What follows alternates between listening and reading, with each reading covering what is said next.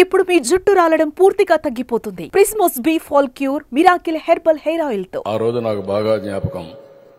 ఏదో మీటింగ్ లో మాట్లాడుతూ ఉంటే పవన్ కళ్యాణ్ గారు అన్నారు, స్కిల్ డెవలప్మెంట్ చేస్తే బాగుంటుందని అన్నారు. నేను ఆ మీటింగ్ లోని ఈస్ట్ గోదావరిలో అనుకుంటాను, లేకపోతే వెస్ట్ గోదావరిలో అనుకుంటాను. ఆ మీటింగ్ లో నాకు ఆలోచన వచ్చింది.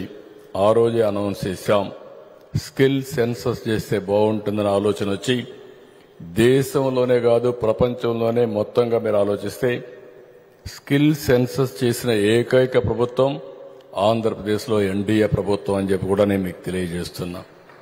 దీనివల్ల భవిష్యత్తులో ఒక న్యూ ట్రెండ్కి కానీ, రెండోది మనం గుర్తుపెట్టుకోవాల్సిన అవసరం ఉంది, చాలా వరకు అవకాశాలు విపరీతంగా పెరిగాయి.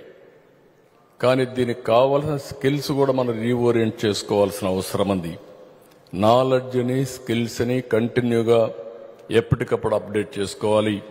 అది కూడా చేసుకునేదానికి ముందుకు పోవాల్సిన అవసరం ఉంది. ఈ 5 నిర్ణయాలు చేయడమే కాకుండా మీరు ఒకసారి చూస్తే 7 వైట్ పేపర్స్ పబ్లిసైజ్ చేశాం. రాష్ట్రంలో జరిగే అన్ని విషయాలు దాంట్లో చాలా స్పష్టంగా చెప్పాం. ఆ రోజు 7 వైట్ పేపర్స్, ఈ రోజే కేబినెట్కి వస్తే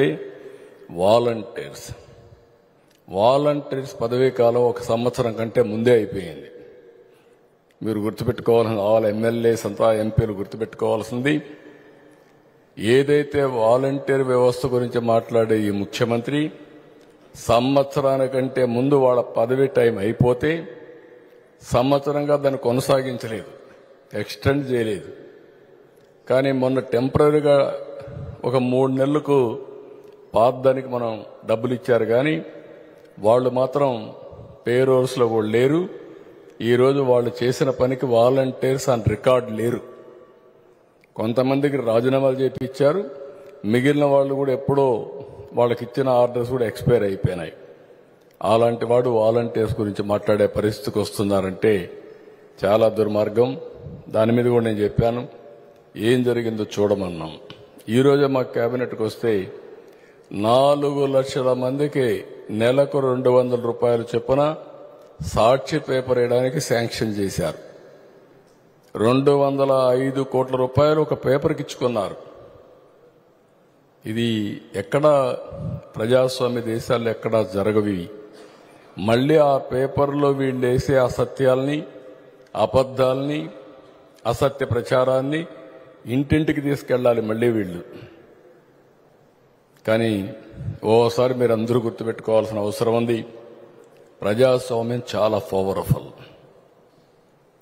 మీరు తప్పుడు ప్రచారం ఎంత చేసినా, లేకపోతే ఏదో ఒక విధంగా మభ్య పెట్టాలని ప్రయత్నం చేస్తే ప్రజలకు వాస్తవాలు తెలియకుండా ఉండవు. అది చూసిన తర్వాత అందుకే అనిపిస్తుంది, 154 మంది గెలిచామని విర్రవీగిన వ్యక్తి 11 సీట్లతో సరిపెట్టుకున్నారంటే అదే ప్రజాస్వామ్య రహస్యం అని చెప్పి కూడా నేను మీకు తెలియజేస్తుంది. That is the beauty of democracy. ఆ విషయం మనం గుర్తుపెట్టుకోవాల్సిన అవసరం ఉంది. ఇంకొక పక్కన మీరు ఒకసారి చూస్తే ఇసుక చాలా ఛాలెంజ్. ఇది నేను ఒకటే కోరుతున్నా, ఇక్కడుండే మెంబర్స్ అందరూ, ఇందులో నేను కానీ, పవన్ కళ్యాణ్ గారు కానీ, బీజేపీ తరఫున పురంధేశ్వరి గారు కానీ చాలా స్పష్టంగా ఉన్నాం. ఎట్టి పరిస్థితుల్లో ఎన్డీఏ ప్రభుత్వం, మనం వాళ్ళని క్రిటిసైజ్ చేశాం, ఎండగట్టాం, తప్పులు చేశారు, అవన్నీ కూడా ఎంక్వైరీలు చేస్తున్నాం. ఎట్టి పరిస్థితుల్లో తప్పులు చేసిన వాడిని వదిలిపెట్టే సమస్య ఉండదు. మళ్ళీ మనం చేసే పని మాత్రం చాలా పవిత్రంగా ఉండాల్సిన బాధ్యత మనందరిపైన ఉంది. సుమన్ టీవీలో మీ పర్సనల్ అండ్ బిజినెస్ ప్రమోషన్స్ కోసం కింది నెంబర్కి కాంటాక్ట్ చేయండి.